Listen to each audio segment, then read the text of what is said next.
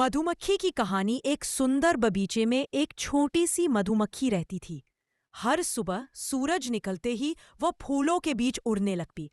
कोई फूल छोटा होता, कोई बड़ा, लेकिन वह किसी को नजरअंदाज नहीं करती।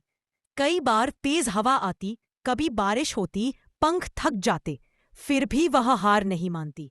वह जानती थी कि हर बूंद रस से ही मीठा शहद बनता है। दिन बीतते गए, उसकी मेहनत रंग लाई और छत्ता शहद से भर गया। बगीचे के सब जीव खुश थे, क्योंकि मधुमक्खी ने सबको मिठास और खुशहाली दी।